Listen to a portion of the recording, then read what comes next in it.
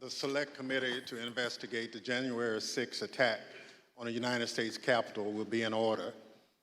Without objection, the Chair is authorized to declare the committee in recess at any point. Pursuant to House Deposition Authority Regulation 10, the Chair announces the committee's approval to release the deposition material presented during today's hearing. Good morning.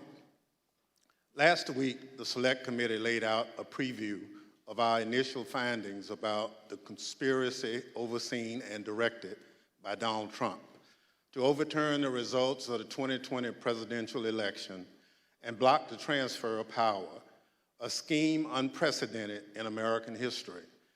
My colleagues and I don't want to spend time talking about ourselves during these hearings, but as someone who's run for office a few times, I can tell you at the end of a campaign, it all comes down to the numbers. The numbers tell you the winner and the loser. For the most part, the numbers don't lie. But if something doesn't add up with the numbers, you go to court to get resolution. And that's the end of the line. We accept those results. That's what it means to respect the rule of law. That's what it means to seek elective office in our democracy. Because those numbers aren't just numbers, they're votes. They're your votes. They are the will and the voice of the people. And the very least we should expect from any person seeking a position of public trust is the acceptance of the will of the people, win or lose. Donald Trump didn't. He didn't have the numbers, he went to court. He still didn't have the numbers, he lost. But he betrayed the trust of the American people. He ignored the will of the voters. He lied to his supporters and the country. And he tried to remain in office after the people had voted him out, and the courts upheld the will of the people.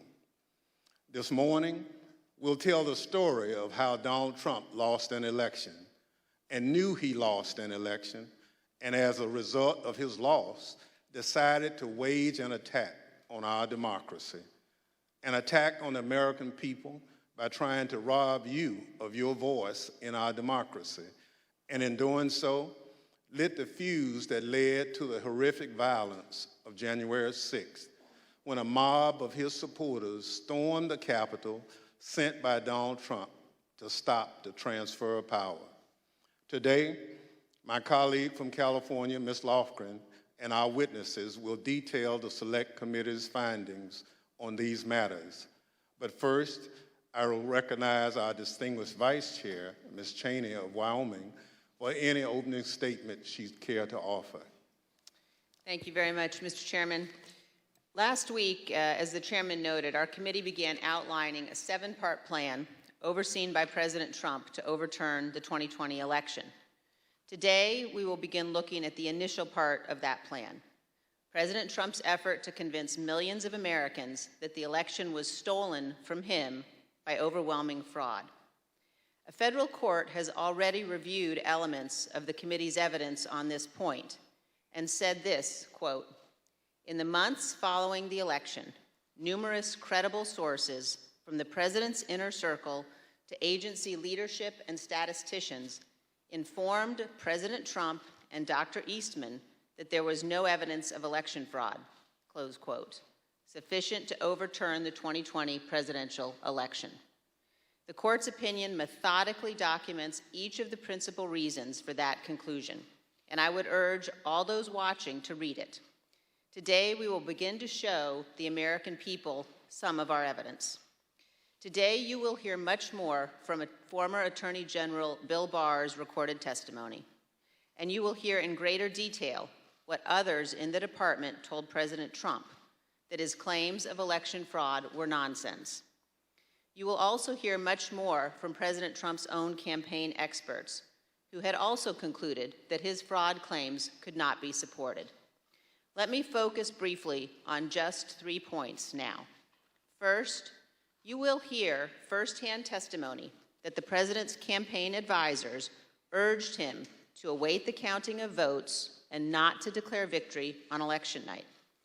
The president understood even before the election that many more Biden voters had voted by mail because President Trump ignored the advice of his campaign experts and told his supporters only to vote in person. Donald Trump knew before the election that the counting of those mail-in ballots in several states would not begin until late in the day and would not be complete for multiple days. This was expected, reported, and widely known. You will also hear testimony that President Trump rejected the advice of his campaign experts on election night and instead followed the course recommended by an apparently inebriated Rudy Giuliani to just claim he won and insist that the vote counting stop, to falsely claim everything was fraudulent. He falsely told the American people that the election was not legitimate. In his words, quote, a major fraud. Millions of Americans believed him. Second, pay attention to what Donald Trump and his legal team said repeatedly about Dominion voting machines. Far-flung conspiracies with a deceased Venezuelan communist allegedly pulling the strings. This was, quote, complete nonsense, as Bill Barr said. President Trump's own campaign advisors, his Department of Justice, and his cybersecurity experts all told him the same thing. Here, for example, is White House lawyer Eric Hirschman. His view was shared by many of the Trump team whom we interviewed. I thought the Dominion stuff was, I never saw any evidence whatsoever to sustain those allegations. And third, as Mike Pence's staff started to get a sense for what Donald Trump had planned for January 6th, they called the campaign experts to give them a briefing on election fraud and all the other election claims. On January 2nd, the general counsel of the Trump campaign, Matthew Morgan, this is the campaign's chief lawyer, summarized what the campaign had concluded weeks earlier, that none of the arguments about fraud or anything else could actually change the outcome of the election. Generally discussed on that topic was whether the fraud, maladministration, abuse, or irregularities, if aggregated and read most favorably to the campaign, would that be outcome determinative? And I think everyone's assessment in the room, at least amongst the staff, Mark Short, myself, and Greg Jacob, was that it was not sufficient to be outcome determinative. As is obvious, this was before the attack on the Capitol. The Trump campaign legal team knew there was no legitimate argument, fraud, irregularities, or anything to overturn the election. And yet President Trump went ahead with his plans for January 6th anyway. Mr. Chairman, hundreds of our countrymen have faced criminal charges. Many are serving criminal sentences because they believed what Donald Trump said about the election, and they acted on it. They came to Washington, D.C. at his request.